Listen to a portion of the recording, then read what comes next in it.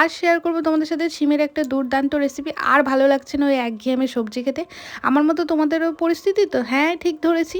ওই সিম ভাজা, সিম পাতুরি আর ভালো লাগছে না সত্যি কথা বলতে। তো ভাবলাম একটু ঝাল ঝাল করে কিছু একটা তৈরি করি, যেটা ভালো লাগবে খেতে আর কি। তো চলো ভিডিওটা শুরু করি। তো সবার আগে সিম নিয়ে নিবে, দেন কিছু মশলা নেবে। মশলার মধ্যে দেখেই নিলে, বেশি কিছু নেই, পেঁয়াজ, রসুন, শুকনো লঙ্কা আর কালো জিরে। তারপর সিমটাকে ধুয়ে পরিষ্কার করে নিয়ে একটু সিদ্ধ করে নেবে। তারপরে শুকনো খোলায় একটু শুকনো লঙ্কা ভেজে নেবে। তারপরে রসুন আর পেঁয়াজটাও ভেজে নেবে। ভেজে নিয়ে এগুলোকে ভালো মতো ঠান্ডা করবে। ঠান্ডা করে নিয়ে তারপর মিক্সিতে পেস্ট করবে। বাটা ওই আর কি হাতে বেটেই ভালো লাগে, শিলনোড়ায় বাটা, কিন্তু আজকালকার সময়ের অভাবে সবাই মিক্সিটাই ইউজ করতে ভালোবাসে, তো আমিও মিক্সিতেই করে নিলাম। তারপর একটু লবণ দিয়ে দিবে, লবণ দিয়ে ভালো করে পেস্ট করে নিয়ে কড়াইয়ে তেল গরম করে দিয়ে দেবে কালো জিরে। কালো জিরেটা কিন্তু একটু বেশি পরিমাণে দেবে। তারপরে দিয়ে দেবে সিম বাটাটা, দিয়ে ভালো করে ভেজে নেবে যাতে কড়াইয়ে না লাগে। দিয়ে তুমি ভাত দিয়ে, গরম গরম ভাত দিয়ে সার্ভ করবে।